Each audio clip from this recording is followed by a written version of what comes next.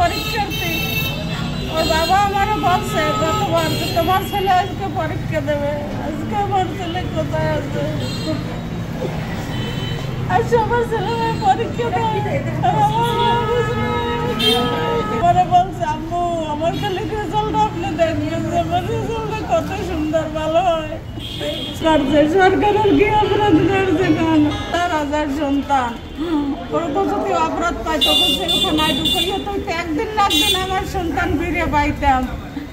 জীবনের তারা মারিয়ে ফেলাইলো তা বলেন, জীবনের তারা একেবারে মারিয়ে ফেলাইছে, আর তো জীবনে আমি ফিরে পাবো না।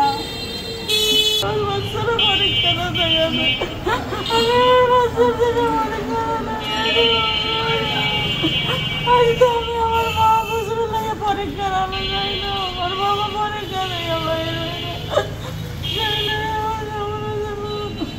আমার বাবা আজকে পরীক্ষাটা পেতে পারলো না।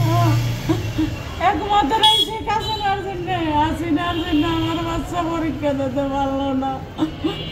আমার বড় বাচ্চাকে কি অপরাধে মারলো, কি অপরাধী? ওরা তো ছাত্র ছিল, ওকে কেন রাইফেল দিয়ে গুল্লি দেওয়া হয়েছে? গুল্লির অর্ডারটা শেখ হাসিনা কেন দিলে? আর ওকে কেন মারিয়ে ফেলাইলে?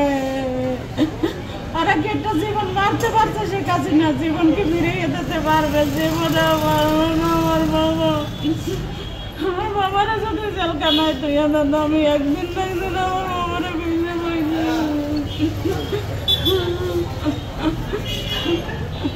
আর আব্বু জেল কাটছে, আর আব্বু তো ফিরে আইছে, আর আমার বাবারা তো জেলের ভেতর জেলে আমি একদিন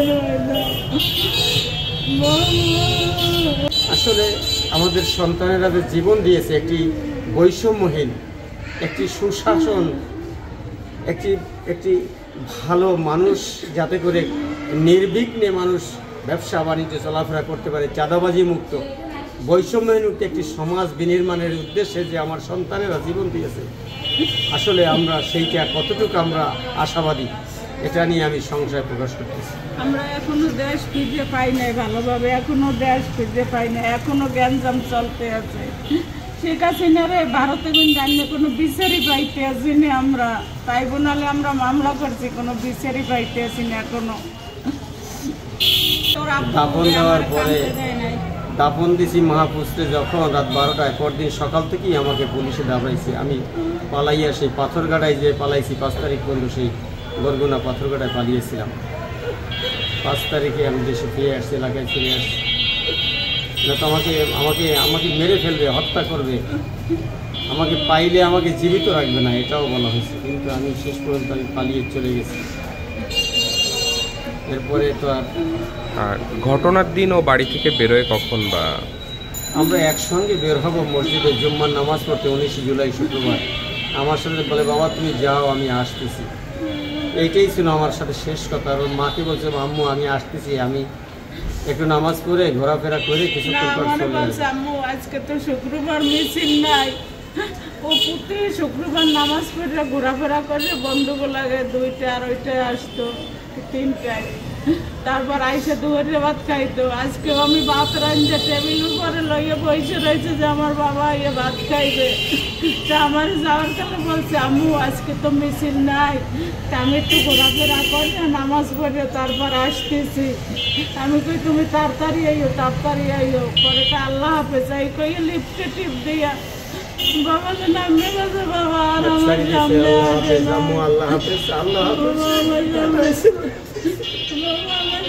আর ফিরে আসে নাই। তারপরের দিন সরাসরি হাসপাতাল, আমার বাবার লাশ পাইছে ফ্রিজের মধ্যে,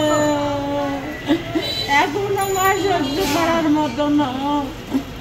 আমরা শেখ হাসিনার ফাঁসি চাই, আমরা এই খুনের বিচার চাই, আমরা ওর ফাঁসি চাই। আমার মা খুব বলছে আম্মু আমার এই ম্যাট্রিক পরীক্ষার রেজাল্ট আপনি দেখবেন, আমি ইনশাল্লাহ পাস করবো। আমি পাস করার পরে বাবা আমার কলেজে ভর্তি করে দেবেন, আমি কলেজে পড়াশোনা শেষ করিয়া আমি একটা আর্মির চাকরি নেব, তাহলে আপনি আর কোনো কষ্ট থাকবে না। খাইছে কিসের জন্য গুল্লি দিলে? সে কেমন সরকার যে জনগণ গুল্লি দিয়ে মারিয়ে ফেলায়?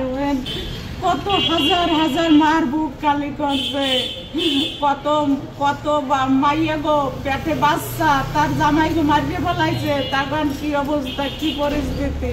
দুবার সন্ধ্যায় সংবাদ পেয়েছি, কিন্তু সারা রাত খোঁজাখুঁজি করে না পেয়ে পরের দিন সকালে ঢাকা মেডিকেলে খুঁজছি, বিভিন্ন হাসপাতালে খোঁজার পরে লাস্টে 11টায় যাই পাইছি সরওয়ার্দী হাসপাতালে।